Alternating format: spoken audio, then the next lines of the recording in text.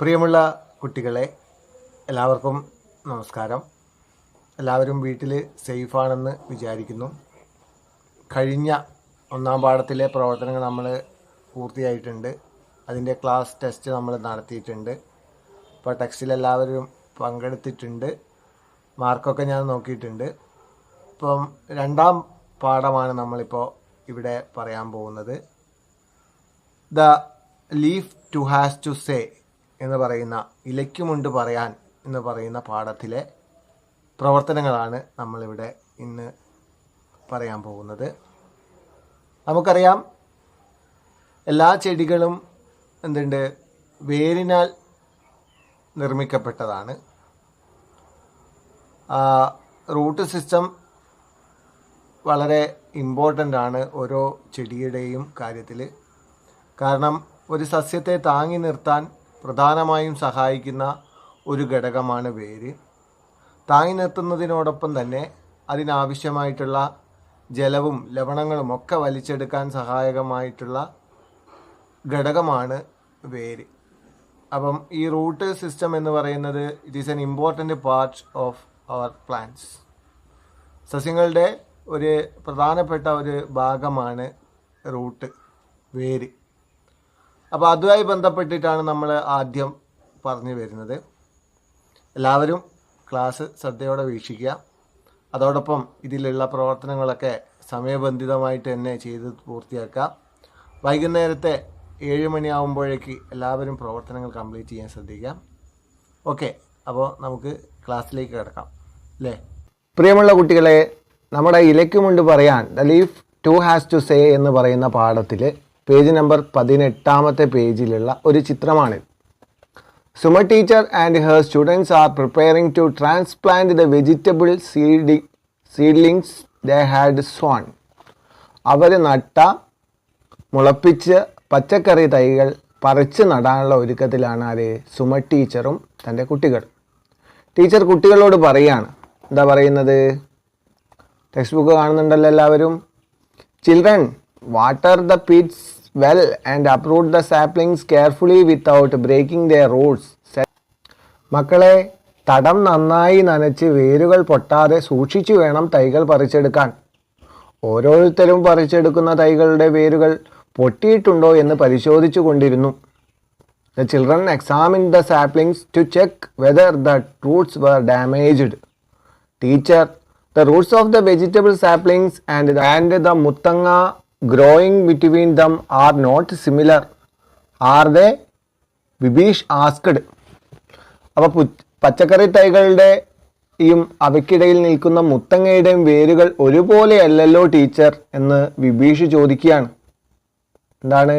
ആ രണ്ട് വേരുകളും എന്തുകൊണ്ടാണ് വ്യത്യസ്തമായിരിക്കുന്നത് എന്ന് അവിടെ ഉള്ള വിബീഷ് എന്ന് പറയുന്ന കുട്ടി നോക്കുകയാണ്. അപ്പോൾ നമ്മൾ എന്താ ചെയ്യാൻ പോകുന്നത്? What are the differences Bibeesh would have noticed? എന്തൊക്കെ വ്യത്യാസങ്ങളാണ് ബിബീഷ് കണ്ടെത്തിയിട്ടുണ്ടാവുക? അതാണ് നമ്മൾ ഇവിടെ ചർച്ച ചെയ്യാൻ പോകുന്നത്. Okay, ready? നമ്മളെ വീട്ടിലും തൊടിയിലും ഒക്കെ ഉണ്ടാവാറുള്ള ചീര, അമരാന്തസിൻ്റെ ചിത്രമാണ് കാണുന്നത്. അപ്പോൾ ഇതിനിടയിലാണ് ബിബീഷ് എന്ത് കാണുന്നത്? മുത്തങ്ങ ചെടിയുടെ തൈ കാണുന്നത്. മുത്തങ്ങ ചെടിയുടെ തൈ.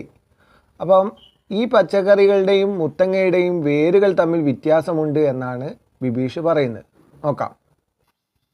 ഈ കാണുന്നതാണ് മുത്തങ്ങ ചെടി.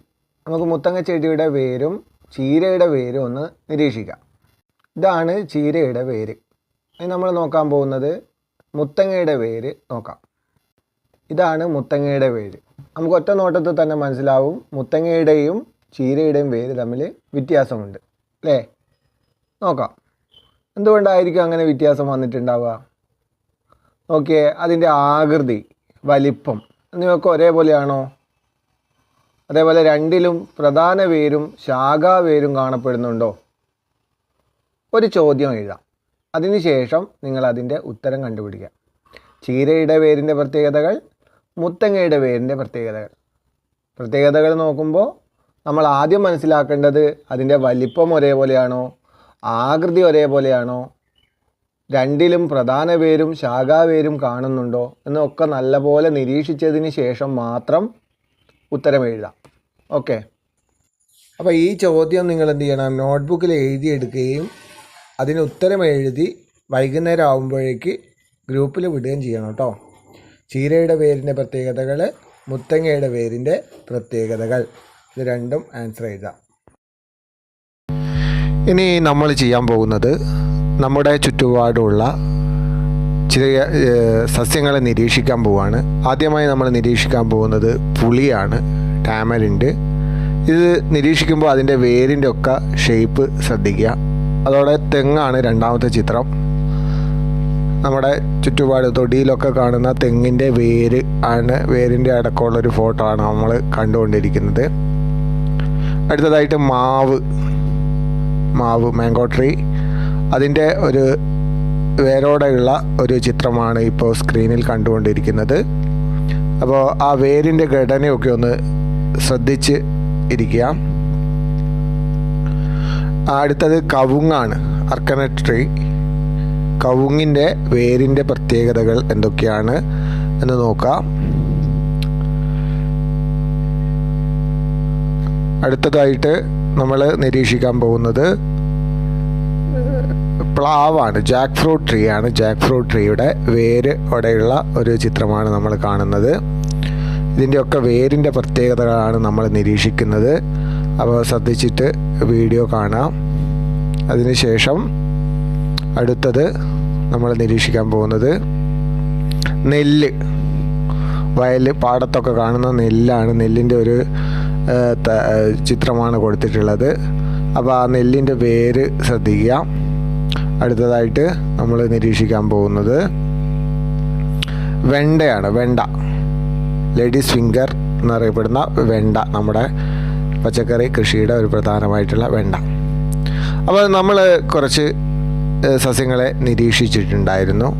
അപ്പോൾ അതിൻ്റെയൊക്കെ വേരുകളുടെ പ്രത്യേകതകളാണ് നമ്മൾ നിരീക്ഷിച്ചത്. ഇത് അടുത്തത് മുളയാണ്, മുള, ബാമ്പു എന്നറിയപ്പെടുന്ന മുള.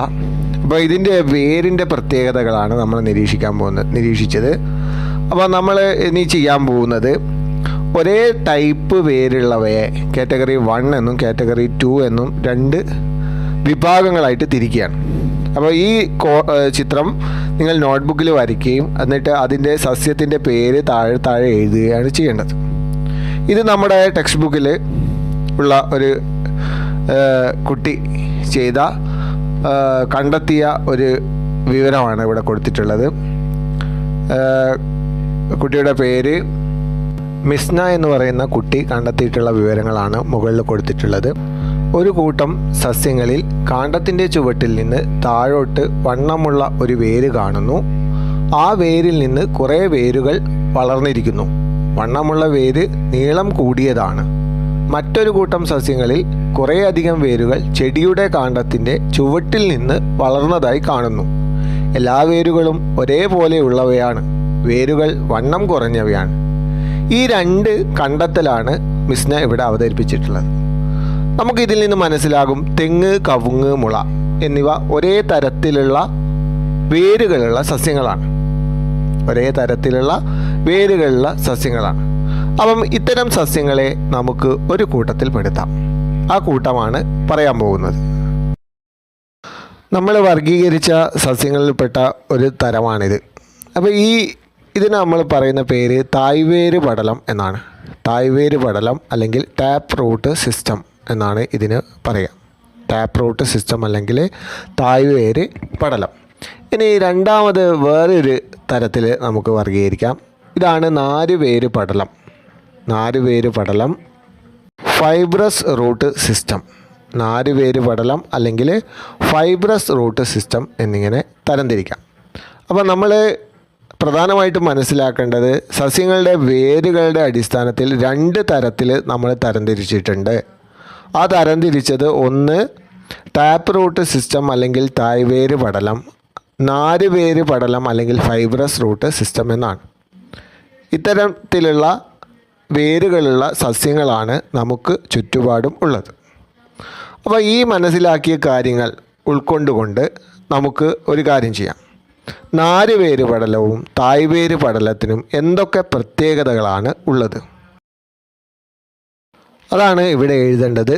തായ്വേര് പടലവും നാരുവേര് പടലവും ത്തിനും ഉള്ള പ്രത്യേകതകൾ എന്തൊക്കെ? ഈ കാര്യങ്ങളൊക്കെ നിങ്ങൾ നോട്ട്ബുക്കിൽ എഴുതിയതായിരിക്കും. എഴുതിയവരുണ്ടെങ്കിൽ വീണ്ടും എഴുതണമെന്നില്ല. പക്ഷേ എഴുതാത്തവർ നിർബന്ധമായിട്ടും ഇത് എഴുതിയെടുക്കാൻ ശ്രദ്ധിക്കുക. ഓക്കെ, നമ്മൾ ഇന്ന് മനസ്സിലാക്കിയത് നമ്മുടെ ചുറ്റുപാടുമുള്ള സസ്യങ്ങൾ എല്ലാം ഒരേപോലുള്ള വേരുള്ളവയല്ല. പ്രധാനമായിട്ടും രണ്ട് തരത്തിൽ വേരുള്ള സസ്യങ്ങളെ നമ്മൾ പരിചയപ്പെട്ടു കഴിഞ്ഞു. ആ വേരുകളെ നമ്മൾ തായ്വേര് പടലം എന്നും നാരുവേര് പടലം എന്നും ആണ് എന്ന് മനസ്സിലാക്കി. നമ്മൾ ചെയ്യാൻ പോകുന്നത് ആ തായ്വേര് പടലവും നാരുവേര് പടലത്തിൻ്റെയും ഒരു ചിത്രം വരയ്ക്കുക എന്നുള്ളതാണ്. ആ ചിത്രം വരച്ചിട്ട് നിങ്ങൾ എന്ത് ചെയ്യുക, ഫോട്ടോ എടുത്ത് ഗ്രൂപ്പിൽ വിടുക.